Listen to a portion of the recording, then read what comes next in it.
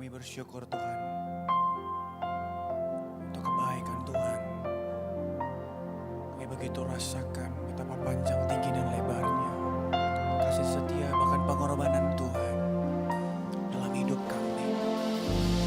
Terima kasih untuk karya keselamatan yang Tuhan boleh rancangkan atas setiap kami. Segenap hati kami, segenap hidup kami, kami menyanyikan kebesaran-Mu Tuhan.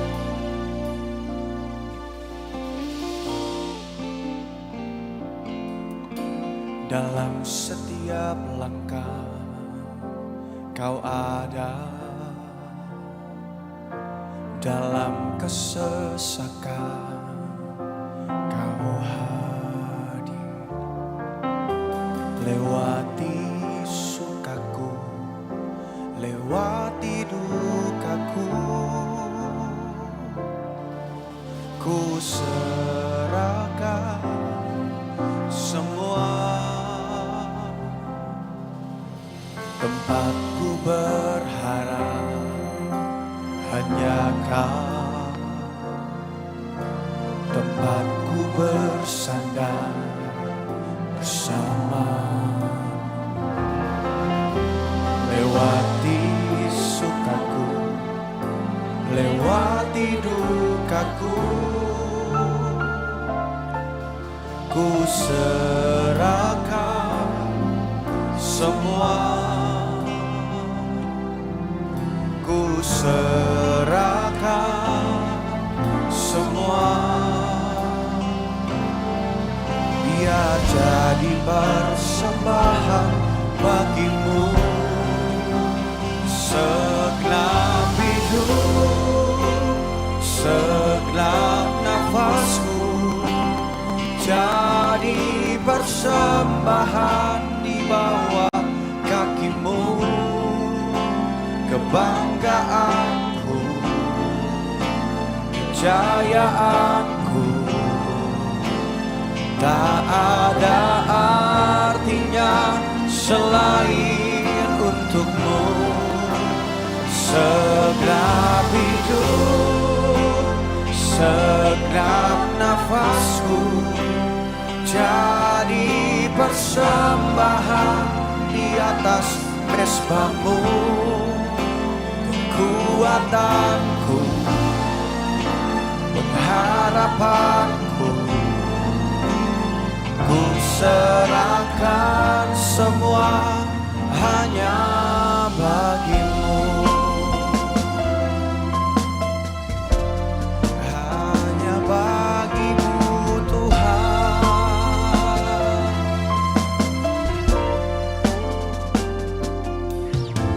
Dalam setiap langkah Kau ada, dalam kesesakan Kau hadir, lewati sukaku, lewati dukaku, ku serahkan semua. Berharap hanya Kau, tempatku bersandar bersama-Mu. Lewati sukaku, lewati dukaku, ku serahkan semua. Kami serahkan Tuhan semua, biar jadi persembahan bagi-Mu. Segenap hidup, segenap nafasku, jadi persembahan di bawah kaki-Mu. Kebanggaanku, kejayaanku, tak ada artinya selain untuk-Mu. Segenap hidup,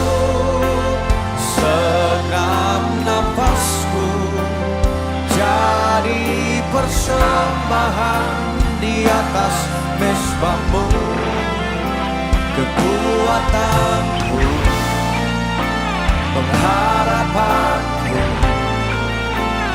Ku serahkan semua hanya bagimu.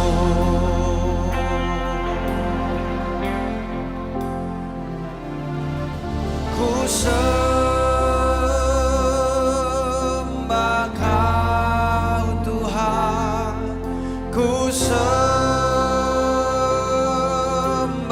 Kau Tuhan, ku sembah Kau dengan segenap jiwaku, ku sembah Kau dengan segenap hidupku. Ku sembah Kau Tuhan, ku sembah Kau Tuhan, ku sembah Kau dengan segenap jiwaku, ku sembah Kau dengan segenap hidupku. Kami sembah Engkau, ku sembah Kau Tuhan, ku sembah Kau Tuhan, ku sembah Kau dengan segenap jiwaku, ku sembah Kau. Kami sembah Kau Tuhan, ku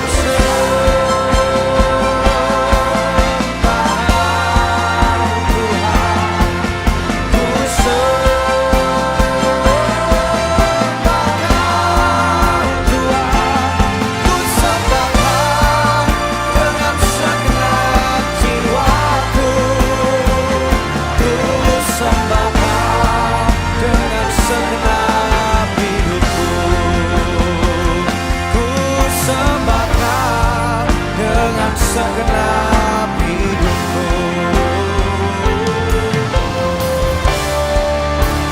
Segenap hidup, segenap nafasku jadi persembahan di bawah kakimu. Kebanggaanku, kejayaanku, tak ada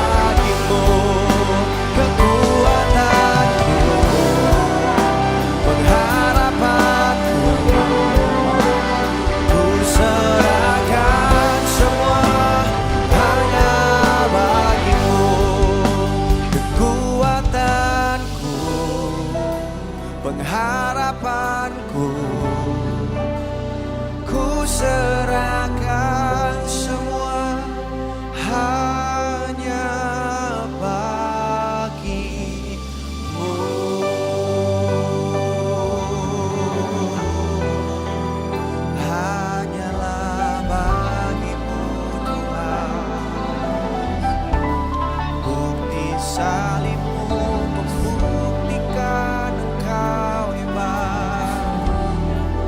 Karya salibmu membuktikan Engkau ajaib Tuhan. Salibmu yang bebaskan kami. Salibmu yang selamatkan kami. Karena salibmu Tuhan,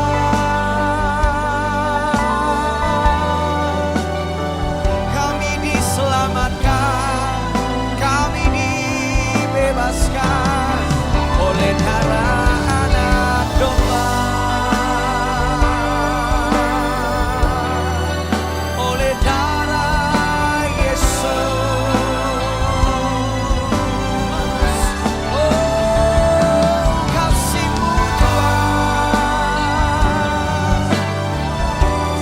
karena begitu besar kasih Allah akan dunia ini, sehingga Ia mengaruniakan anaknya yang tunggal, Yesus, supaya setiap umat manusia yang datang kepada dan percaya kepadanya tidak akan binasa, melainkan beroleh kehidupan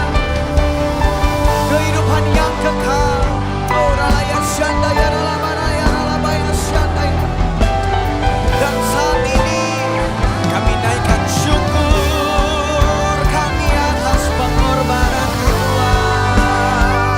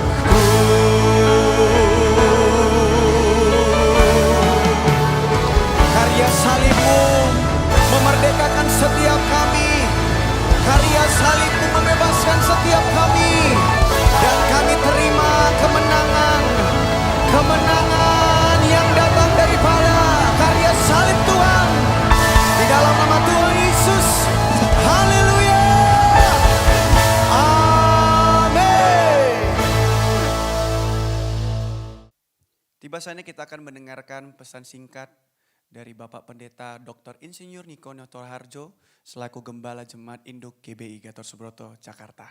Selamat menyaksikan, Tuhan memberkati.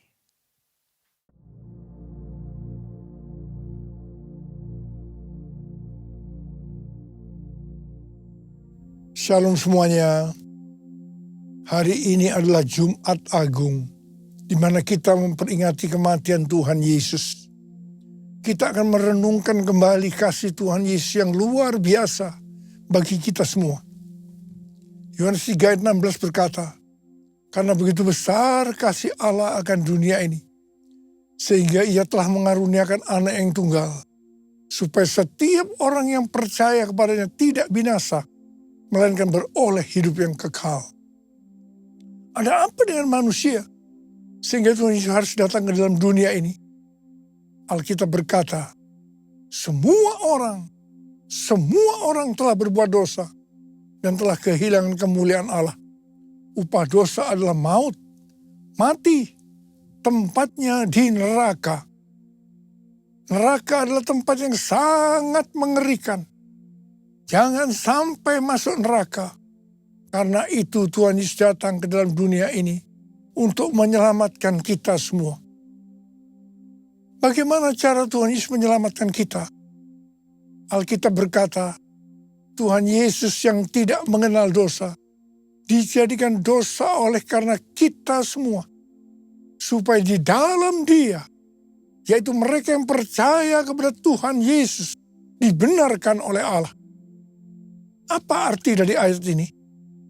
Tadi dikatakan semua orang telah berbuat dosa dan telah kehilangan kemuliaan Allah. Upah dosa ialah maut, mati. Jadi Tuhan Yesus harus mati menggantikan saudara dan saya. Salibnya,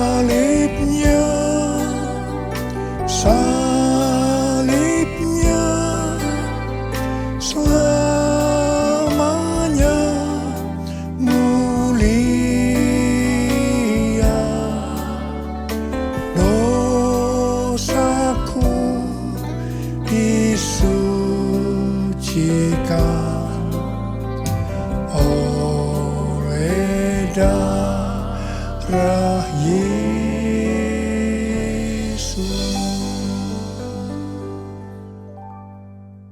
Kalau kita melihat cara mati Tuhan Yesus, saya katakan sangat-sangat tidak manusiawi. Alkitab menuliskan ada 10 tahap penderitaan Tuhan Yesus dari Taman Getsemani sampai Golgota. Sangat mengerikan. Tahap yang pertama, ketika berada di Taman Getsemani, Tuhan Yesus berdoa kepada Bapa dalam keadaan ketakutan. Sampai peluhnya seperti tetes-tetes darah yang jatuh ke tanah. Pada saat itu seorang malaikat turun untuk menguatkan Tuhan Yesus. Tuhan Yesus berdoa kepada Bapa, ya Bapakku, jika sekiranya mungkin, biarlah cawan ini lalu daripadaku. Tetapi jangan seperti yang ku kehendaki, melainkan seperti yang kau kehendaki. Tuhan Yesus berdoa 3 kali kepada Bapa, tapi Bapa tidak menjawab. Di sini Tuhan Yesus tahu bahwa dia harus mengalami penderitaan ini. Di sini Tuhan Yesus mengajar kepada kita bahwa di dalam doa kita boleh menawar, tetapi jangan memaksakan kehendak. Bagi yang sekarang dalam keadaan ketakutan, kita harus ingat bahwa Tuhan Yesus pernah mengalami ketakutan untuk menebus dosa kita semua. Karena itu datanglah kepada Tuhan Yesus. Dia pasti mampu dan mau menolong kita semua. Tahap yang kedua, Tuhan Yesus ditangkap. Dia dituduh dengan bermacam-macam tuduhan. Diludahi, mukanya ditinju, dipukul. Tetapi Tuhan Yesus tidak membalas. Di sini Tuhan Yesus mempraktekkan apa yang diajarkannya kepada kita. Agar kita mengasihi dan berdoa bagi orang-orang yang membenci kita. Mengutuk kita, mencaci maki kita. Jikalau kita hanya mengasihi orang-orang yang mengasihi kita, apa jasa kita? Karena orang-orang berdosa pun juga mengasihi orang-orang yang mengasihi mereka. Tahap yang ketiga, Tuhan Yesus dibelenggu dan diadili. Waktu Tuhan Yesus diadili oleh Pilatus, ternyata tidak didapati kesalahan yang membuat Tuhan Yesus harus dihukum mati. Sementara itu orang-orang Yahudi terus berteriak-teriak supaya Tuhan Yesus dihukum mati. Salibkan dia! Salibkan dia! Akhirnya Pilatus menyerahkan Tuhan Yesus untuk disalibkan. Tahap yang keempat, Tuhan Yesus dicambuk. Proses awal dari penyaliban, jubah Tuhan Yesus dibuka dan dihukum cambuk. Dua algojo bergantian menghunjamkan cambuk ke punggung Tuhan Yesus. Ujung cambuk itu terbuat dari potongan tulang dan potongan besi. Tiap kali cambuk itu dihunjamkan ke punggung Tuhan Yesus, itu menimbulkan luka yang dalam. Tuhan Yesus berteriak-teriak kesakitan. Darah Tuhan Yesus bercucuran. Tuhan Yesus bermandikan darah. Tahap yang kelima, kepala Tuhan Yesus diberi mahkota duri. Duri ditancapkan di kepala Tuhan Yesus dengan cara dipukul. Sakitnya luar biasa. Darah bercucuran. Tahap yang keenam, Tuhan Yesus memikul salib. Dalam kesakitan berlumuran darah, ditambah semalaman Tuhan Yesus tidak tidur. Tuhan Yesus harus memikul salibnya. Tuhan Yesus jatuh bangun karena tidak kuat. Maka Simon dari Kirene disuruh menggantikannya. Tahap yang ketujuh, tangan dan kaki Tuhan Yesus dipaku. Sakitnya luar biasa. Darah bercucuran. Tahap yang kedelapan, Tuhan Yesus digantung di atas kayu salib. Pada saat itu Tuhan Yesus menderita secara lahir maupun batin. Secara lahir, dia merasakan sakit yang luar biasa di sekujur tubuhnya. Dan juga merasa sesak karena ada cairan yang menekan jantungnya. Secara batin, Tuhan Yesus menderita. Karena Tuhan Yesus melihat semua orang yang lalu lalang menghujat dia. Ahli-ahli Taurat, tua-tua, imam-imam menghujat dia. Bahkan salah satu penjahat di sebelahnya juga ikut menghujat. Tahap yang ke-9. Tuhan Yesus merasa ditinggalkan oleh Bapa. Sekitar jam 12 siang sampai jam 3 petang. Tiba-tiba langit di sekitar Golgota menjadi gelap. Tuhan Yesus gelisah. Dan dia berteriak, Eli, Eli, lama sabachthani. Allahku, Allahku, mengapa engkau meninggalkan aku? Tuhan Yesus merasa ditinggalkan oleh Bapa. Orang yang berdosa pada hakikatnya dipisahkan dari Bapa. Jadi untuk menebus orang yang berdosa, maka Tuhan Yesus harus merasakan ditinggalkan oleh Bapa. Dipisahkan dari Bapa. Saya percaya ini adalah puncak penderitaan Tuhan Yesus. Penderitaan lainnya tidak ada artinya dibandingkan merasa ditinggalkan oleh Bapa. Bagi saya, kalau saya tidak bisa merasakan hadirat Tuhan, itu adalah hal yang paling berat dalam hidup saya. Karena itu setiap hari saya selalu menjaga langkah-langkah dalam hidup agar saya terus mengalami hadirat Tuhan. Kalau ada dosa, harus cepat diselesaikan supaya terus merasakan hadirat Tuhan. Saya berharap saudara juga melakukan hal yang sama seperti itu. Kalau ada di antara kita yang sudah tidak merasakan hadirat Tuhan, dan kita menganggap itu biasa, kita harus bertobat. tidak ada yang lebih berbahagia daripada kalau kita berada dalam hadirat Tuhan. Sebab Alkitab berkata, di hadapanmu ada sukacita berlimpah-limpah. Artinya di dalam hadirat Tuhan ada sukacita dan kebahagiaan yang berlimpah-limpah. Tahap yang 10. Tuhan Yesus berkata, sudah selesai. It is finished. Ya Bapa, ke dalam tanganmu kuserahkan nyawaku. Lalu Tuhan Yesus mati. Pertanyaannya, mengapa Tuhan Yesus harus mati dengan cara demikian? Mengapa tidak dengan cara yang mudah? Dipenggal kepalanya, selesai. Mengapa Tuhan Yesus harus mati dengan bermandikan darah? Alkitab katakan, tanpa penumpahan darah. Tanpa penumpahan darah, tidak ada pengampunan dosa. Untuk mengampuni dosa saudara. Dosa saudara. Dosa saudara. Dosa saya. Tuhan Yesus harus mati dengan cara demikian. Selain itu, apalagi yang Alkitab katakan dengan cara mati Tuhan Yesus yang seperti itu. Yang pertama, penyakit kitalah yang ditanggungnya. Yang kedua, penderitaan kita yang dipikulnya.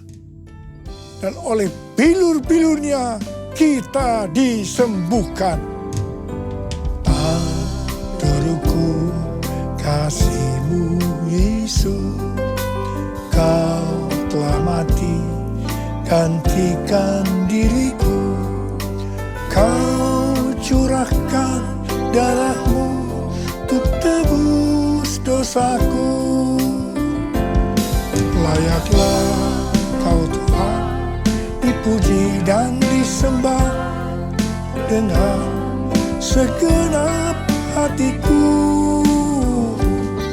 Layaklah Kau Tuhan dipuji dan disembah dengan segenap jiwa ragaku. Dengan segenap jiwa ragaku. Dengan segenap jiwa ragaku.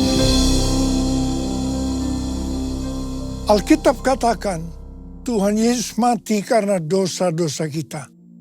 Dia dikuburkan, tapi pada hari yang ketiga Dia dibangkitkan. Haleluya! Tuhan Yesus tidak selamanya mati. Tapi pada hari yang ketiga Tuhan Yesus dibangkitkan. Hidup, hidup, hidup selamanya. Yesusku hiduplah, hidup selamanya. Hidup, hidup, hidup selamanya. Yesusku hiduplah. Oh haleluya, oh haleluya. Yesusku hiduplah. Oh haleluya, oh haleluya. Yesusku hiduplah. Yesusku hiduplah. Yesusku hiduplah. Apa yang Alkitab katakan kalau sampai Tuhan Yesus tidak bangkit? Yang pertama, sia-sialah pemberitaan firman Tuhan. Saya di sini memberitakan firman Tuhan tidak ada artinya. Sia-sia. Tapi puji Tuhan, Tuhan Yesus hidup. Tuhan Yesus bangkit. Pemberitaan firman Tuhan menjadi tidak sia-sia. Hal yang kedua, kalau sampai Tuhan Yesus tidak bangkit, sia-sialah kepercayaan kita. Dan kita akan tetap mati di dalam dosa-dosa kita. Demikian juga dengan orang-orang yang mati di dalam Tuhan. Mereka akan tetap binasa. Tetapi puji Tuhan, Tuhan Yesus bangkit. Kita tidak akan mati di dalam dosa-dosa kita. Tetapi kita akan bersama-sama dengan Tuhan Yesus selama-lamanya. Haleluya! Hal yang ketiga, kalau sampai Tuhan Yesus tidak bangkit, kita adalah orang-orang yang paling malang dari segala manusia. Tetapi puji Tuhan, Tuhan Yesus bangkit. Kita bukan orang-orang yang paling malang, tapi justru orang-orang yang paling beruntung dari segala manusia. Ada berapa banyak orang-orang yang paling beruntung dari segala manusia? Angkat tangan saudara. Sebab Dia hidup, ada hari esok. Sebab Dia hidup, ku tak gentar. Karena ku tahu Dia pegang hari esok. Hidup jadi berarti sebab Dia hidup. Hidup jadi berarti sebab Dia hidup.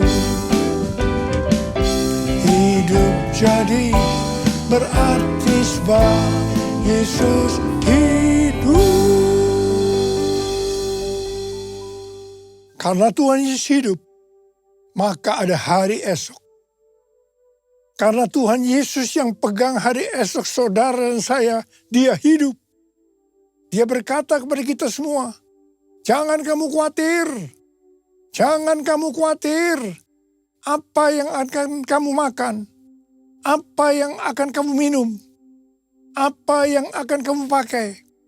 Semua itu dicari oleh bangsa-bangsa yang tidak mengenal Allah.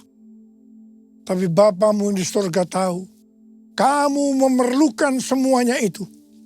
Karena itu, carilah dulu kerajaan Allah dan kebenarannya. Maka semuanya, apa yang saudara butuhkan akan ditambahkan kepadamu. Yang percaya katakan amin. Karena Tuhan Yesus hidup, maka mujizat-mujizat yang dilakukan oleh Tuhan Yesus masih ada sampai dengan hari ini. Orang buta melihat, orang lumpuh berjalan, orang tuli mendengar, orang mati dibangkitkan, orang kusta menjadi tahir, dan kepada orang-orang miskin diberitakan kabar baik. Karena Tuhan Yesus hidup, kita sedang melihat Pentakosta ketiga sedang digenapi. Di mana melalui semua peristiwa yang terjadi saat ini, penuhan jiwa yang terbesar dan yang terakhir sebelum Tuhan Yesus datang kembali terjadi. Hari-hari ini terjadi kebangkitan generasi Yeremia, yaitu generasi anak-anak muda yang penuh dengan Roh Kudus, cinta mati-matian kepada Tuhan Yesus, tidak kompromi terhadap dosa, dan akan memenangkan banyak jiwa. Karena Tuhan Yesus hidup, maka hari-hari ini kita sedang menyelesaikan amanat agung Tuhan Yesus. Tuhan Yesus sedang berbicara kepada gerejanya di seluruh dunia, bahwa target untuk menyelesaikan amanat agung adalah tahun 2033. Sesuai dengan Matius 24 ayat 14. Maka sesudah amanat agung selesai, maka Tuhan Yesus akan datang kembali. Kata sesudah ini tidak ada seorang pun yang tahu. Bisa 1 hari, bisa 1 minggu, bisa 1 bulan, 1 tahun, atau beberapa tahun. Tetapi yang pasti waktunya tidak akan lama. Karena Tuhan Yesus berkata, Aku datang segera. Target untuk menyelesaikan amanat agung adalah tahun 2033. Tetapi Tuhan Yesus bisa saja datang sebelum tahun 2033. Karena Tuhan Yesus bisa datang sewaktu-waktu. Yang jelas, sebelum Tuhan Yesus datang, Injil Kerajaan Allah sudah diberitakan ke seluruh dunia menjadi kesaksian bagi semua bangsa. Yang artinya, amanat agung sudah selesai. Haleluya. Karena Tuhan Yesus hidup, maka Tuhan Yesus memberikan 5 metode untuk menyelesaikan amanat agung. Yang pertama, harus banyak berdoa, memuji, menyembah Tuhan dalam unity siang dan malam. Yang kedua, memberitakan Injil kepada orang lain. Yang ketiga, memperlengkapi para murid agar mereka bisa bertumbuh dan melayani. Yang keempat, meringankan penderitaan orang lain dengan menolong mereka. Yang kelima, mendirikan gereja-gereja baru. Supaya kita bisa melakukan metode Tuhan Yesus ini, maka kita harus melakukan seperti yang tertulis dalam 1 Yohanes 2 ayat 6. Bahwa kita wajib hidup sama seperti Kristus telah hidup. Besar anugerah-Mu, melimpah kasih-Mu, semakin hari semakin bertambah. Besar anugerah-Mu, perbuatannya besar, perbuatannya besar, perbuatannya besar, pujilah namanya. Angkat tangan kita, perbuatannya, perbuatannya besar, perbuatannya besar, perbuatannya besar, pujilah namanya. Mari sembah Dia, Borabasi, karena yang sudah berbahasa roh itu berbahasa roh saat ini. Yang belum berbahasa roh jangan diam, katakan haleluya, haleluya, haleluya.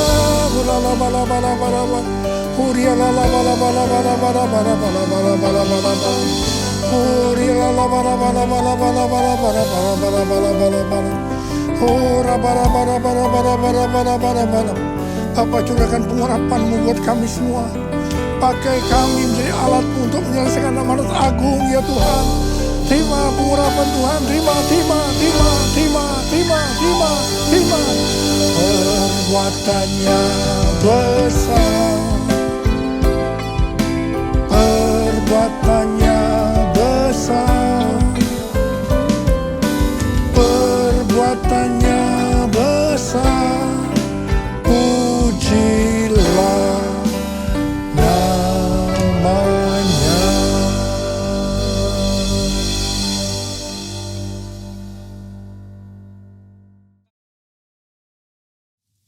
Kita akan masuk dalam perjamuan kudus.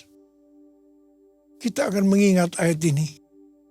Sebab setiap kali kamu makan roti ini dan minum cawan ini, kamu memberitakan kematian Tuhan sampai Ia datang. Perjamuan kudus adalah perjamuan Tuhan Yesus sendiri. Setiap kali kita masuk ke dalam perjamuan kudus, Tuhan Yesus selalu berkata, biarlah ini menjadi peringatan akan aku. Karena itu mari, tundukkan kepala, arahkan hati kita kepada kebaikan Tuhan.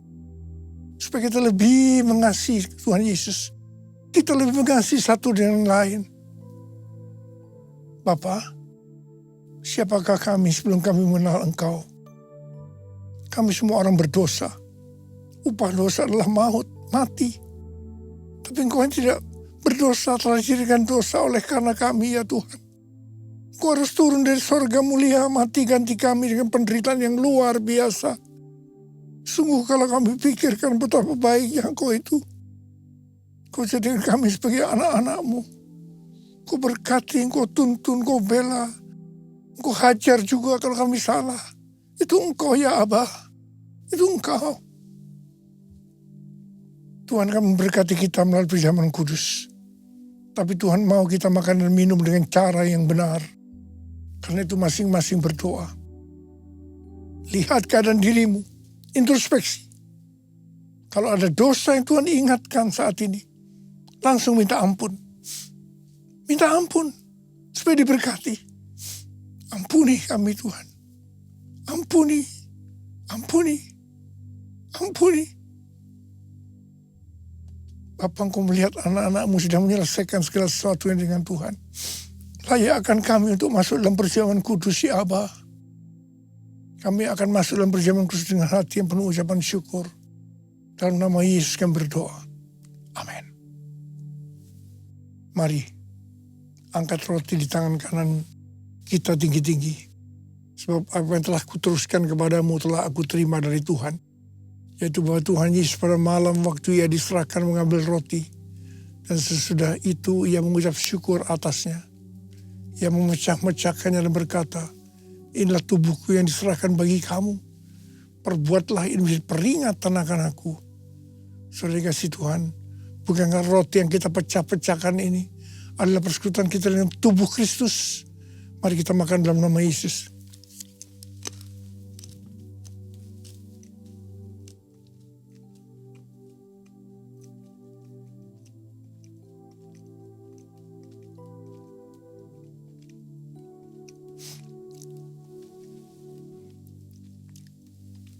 Angkat cawan di tangan kita tinggi-tinggi. Mungkin juga yang mengambil cawan sudah makan lalu berkata, cawan ini adalah perjanjian baru yang dimeteraikan oleh darahku. Perbuatlah ini setiap kali kamu meminumnya menjadi peringatan akan aku. Sudah kasih Tuhan, bukan cawan pengucapan syukur. Yang atas kita ucapkan syukur adalah persekutuan kita dengan darah Yesus. Mari kita minum dalam nama Yesus.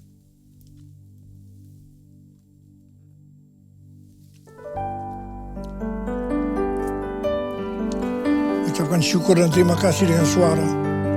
Jangan diam. Tuhan, terima kasih ya Tuhan. Terima kasih ya Tuhan. Terima kasih ya Tuhan. Terima kasih ya Tuhan. Terima kasih. Kau melihat anak-anakmu. Saat ini kau sedang menyembuhkan yang sakit. Membebaskan yang terikat. Engkau menghibur yang susah, Engkau menguatkan yang lemah, Engkau memberikan pengharapan-pengharapan yang baru bagi yang datang dari keadaan putus asa. Tuhan, terima kasih. Tuhan, terima kasih. Terima kasih. Terima kasih. Terima kasih Yesusku. Terima kasih Yesusku. Puji syukur hanya bagi Tuhanku. Terima kasih Yesusku, terima kasih Yesusku. Puji syukur hanya bagi Tuhanku. Terima kasih, terima kasih Yesusku, terima kasih Yesusku. Puji syukur hanya bagi Tuhanku. Terima kasih Yesusku, terima kasih Yesusku. Puji syukur hanya bagi Tuhanku. Puji syukur hanya bagi Tuhanku. Puji syukur hanya bagi Tuhanku.